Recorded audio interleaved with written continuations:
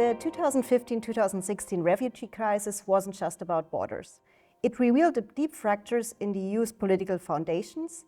Did the EU manage to hold together, or did it come out even more divided? My name is Ann-Kathrin Reinl, and today I would like to get to the very bottom of these questions with a true expert in the field. Welcome to the interview, Hanspeter Kriesi. Hi, Ann-Kathrin. Thank you for your invitation. To kick off our interview and to ensure that everyone is on the same page, could you please briefly explain what is commonly referred to as the refugee crisis and what made it such a significant challenge for the EU?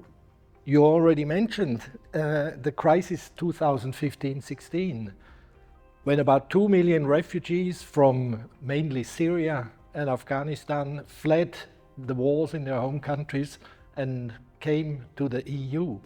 Via Greece, mainly.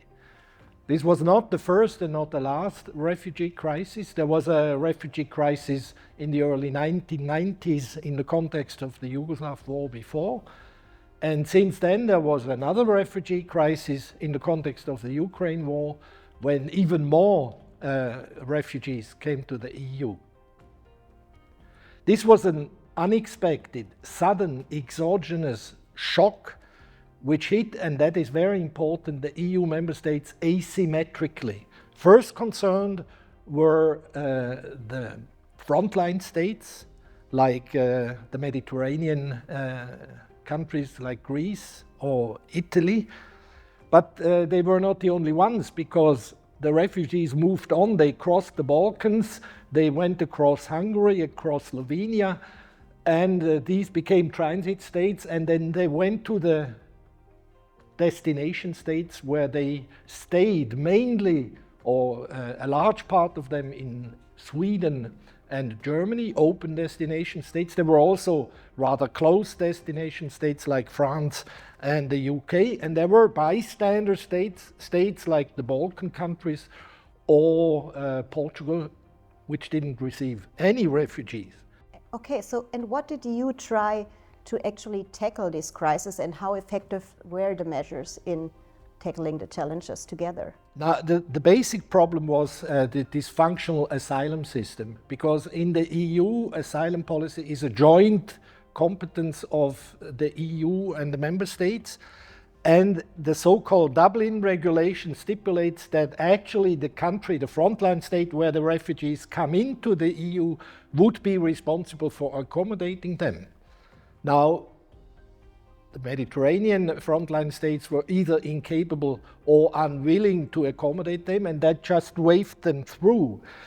And the member states where the bulk of the refugees ended up wanted to share the responsibility, the burden, with other member states, whereas those who did not receive any refused to be solidary. And that was mainly visible at the height of the crisis in fall 2015, when the Council actually decided with a majoritarian decision to proportionally reallocate the refugees to the different member states. And there were member states like Hungary and Poland who just flatly refused to take any refugees. So the EU was falling back on a second best solution, which was the EU-Turkey agreement. This was an externalization of the problem to a third country, and the EU made itself dependent on this third country. It paid 6 billion euros to Turkey for Turkey to stop the transition of the refugees over the Mediterranean. And it worked, but the EU became dependent on Turkey. In this crisis, you see, there was little solidarity, which made joint solutions very difficult. Okay, so now we've heard a lot about the challenges coming from this so-called refugee crisis. But were there maybe also some political groups or countries which have benefited from the internal divisions of the European Union and the joint approach towards this crisis? Yeah, in terms of countries, these Visegrad 4 countries who flatly refused, they became strengthened. And in subsequent crises, in particular Hungary, became a key obstructing force in the European Union. Turkey as a third country also became strengthened because the EU became dependent on Turkey. And then there were groups, as you suggest, like the radical right, for which this crisis was a golden opportunity to mobilize. It rose in two open destination states, in Sweden and Germany, where it has been weak before. It gained a lot of votes. The AfD, the German case, rose as a result of this crisis, and immigration became a key issue in domestic politics across the member states. Okay, so now looking ahead, what do you think? What are the potential long-term consequences of the refugee crisis and also of the EU's response to it?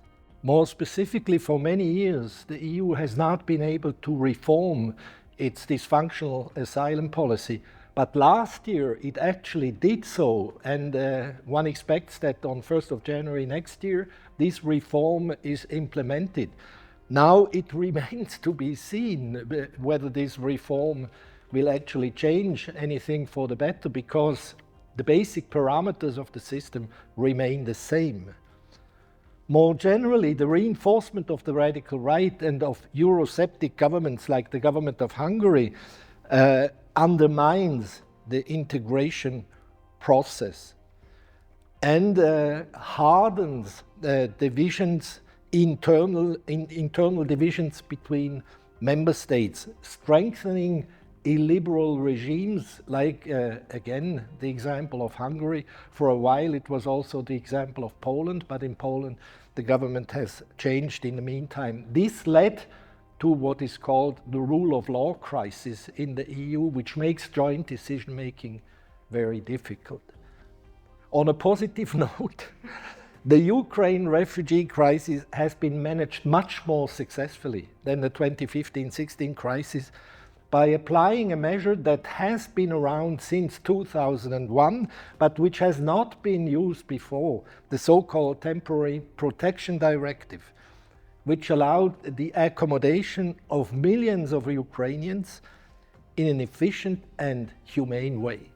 Thank you for this very interesting insights, Hanspeter.